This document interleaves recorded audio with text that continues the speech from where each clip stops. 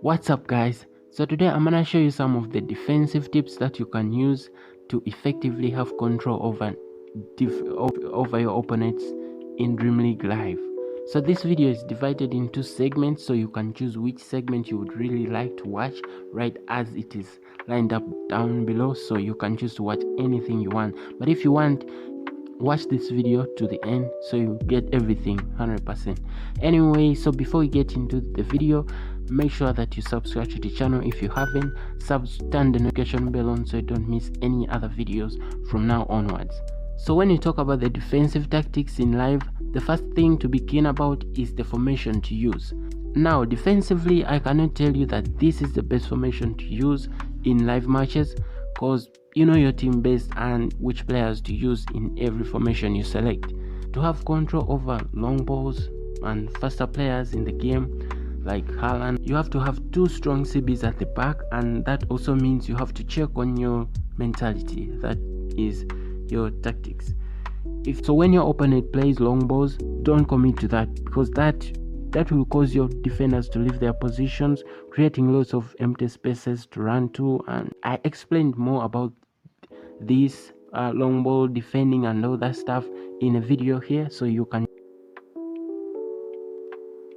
The feature that FTG introduced in DLS 24 selects for you the players to use for each formation you use.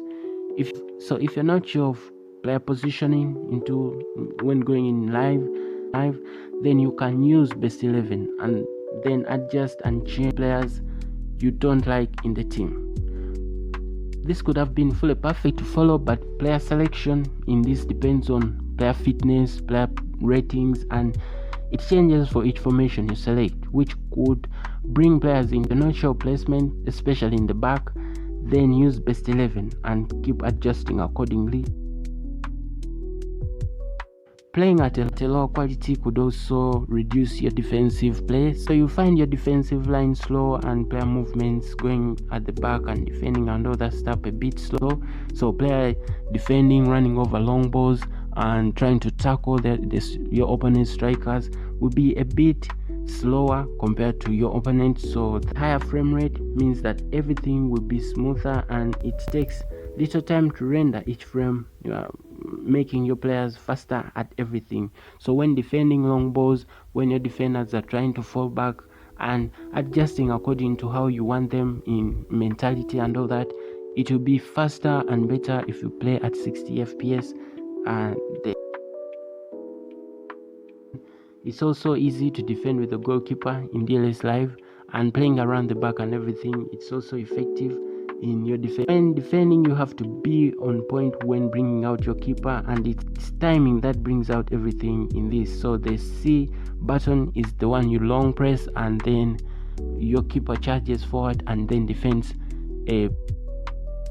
So now this is how to effectively use secondary press in DLS Live.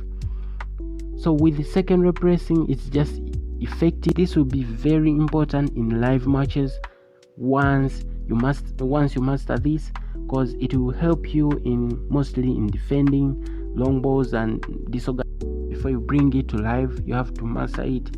Yeah, just try out everything in career mode, and then you can have an effective control over everything with secondary pressing. It's this simple map showing the dots of these players and their movements. So anyway, this is really important to master. Also, it's one thing that can get you out of like defensively to fall back and to adjust according to how you wish them. Learn to use this often. It's just amazing and nice to have.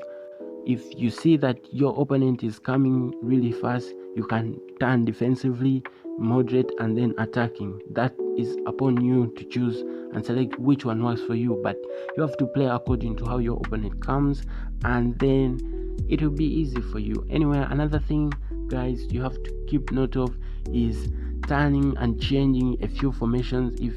Depending on how your opponent plays, you can switch formations and adjusting different positions. A pro player can actually understand that their opponent have already changed the formations and stuff according to how the players play.